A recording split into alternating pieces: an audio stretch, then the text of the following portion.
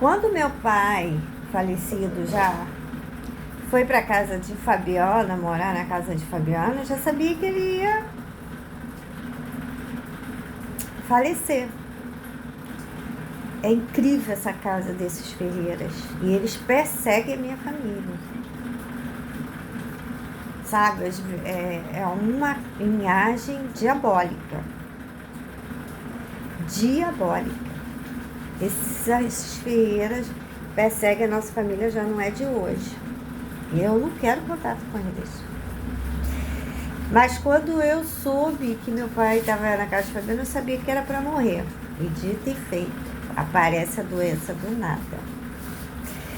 Meu pai estava dando algumas declarações para mim, ele confirmou algumas informações. Só uma que ele não confirmou, isso que eu fiquei intrigada. Mas o resto ele confirmou tudo. Tudo. E me deu informações novas. Ele estava lá na minha casa, na Castro Alves, que eu chamei ele para morar comigo. Ele me deu uma ajuda, comprou uma geladeira para mim. Me ajudou meu pai quando foi para lá. Aí, o que acontece? Ele estava sentado e eu fui e falei assim, pai, e Beth? A Beth era uma garota muito culta. Beth não era uma garota culta, né? Mas isso aí, eu sei como é que é isso. Eu aprendi com a Carolina, filha da Ivete. Por exemplo, se a prostituta sai com um grande juiz, advogado, reconhecido no Brasil, ela é chamada de doutora. Ela é chamada de doutora. É o atributo do homem, do cliente, é transferido para a prostituta. Embaixatriz, qualquer atributo. Da elite, normalmente, é repassado para a prostituta.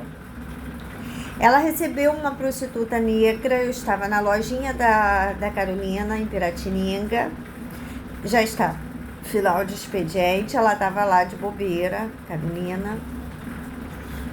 Aí, de repente, chegou um rapaz negro, estilo Naldo, e uma moça negra.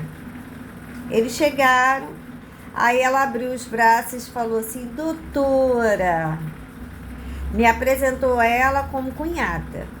Cunhada e o rapaz negro como namorado da Carolina. Ele me foi apresentado como namorado dela.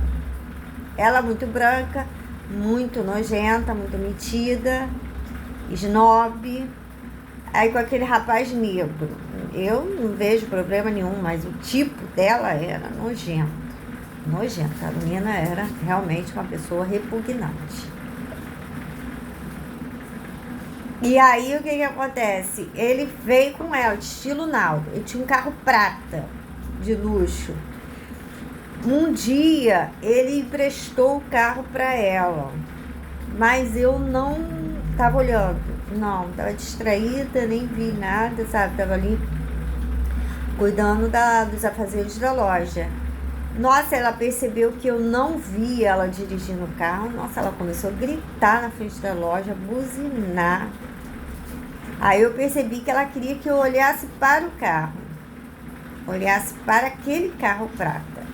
Provavelmente aquele carro ia levar alguma prostituta. Ela queria que eu olhasse para ele. Isso, esse costume da cafetinagem da prostituição é desde o Girafa.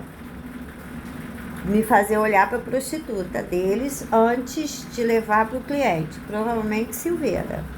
Me faz olhar. Às vezes eu estou distraída, eu não estou nem vendo.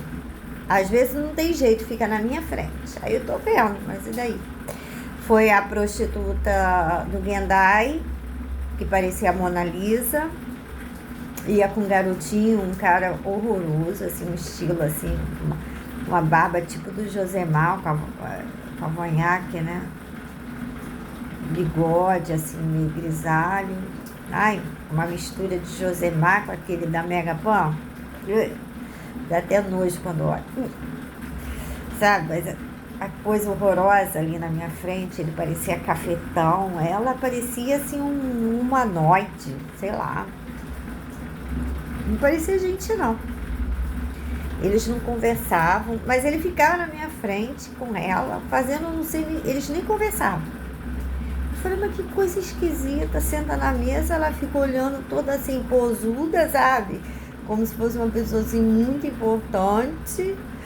E ele assim, como se ele tivesse apaixonado por ela, mas não convencia. Esse era o estereótipo. Mendigando um apreço dela, alguma coisa nesse sentido. Vai ficar na minha frente.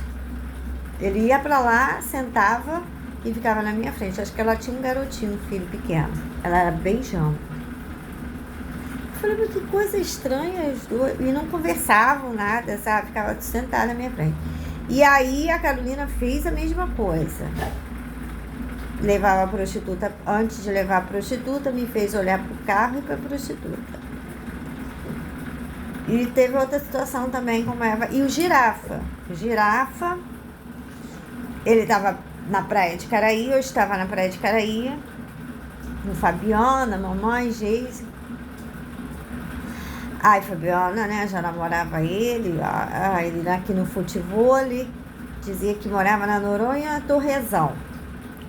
Aí o Girafa tava com a moto assim na calçada, né, perto do Clube Central, naquelas imediações que é de Caraí, Niterói, sabe o que eu tô falando, na beira da praia, na orla.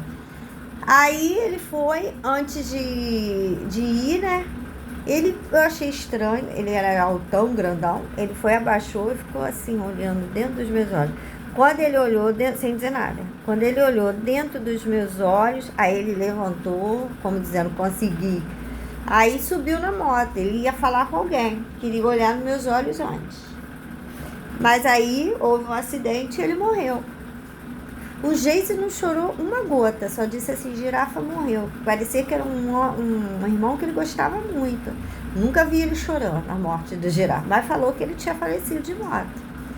Mostrou até onde ele morava, tinha uma esposa branca, uma filha. Morava lá para São Gonçalo, no prédio onde ele disse, eu passo sempre perto. Fica na beira da rua. Tinha uma moto grande, ele era grandão, queimado, sabe, de sol preto e os olhos bem castanhos. Negro, igual Geise.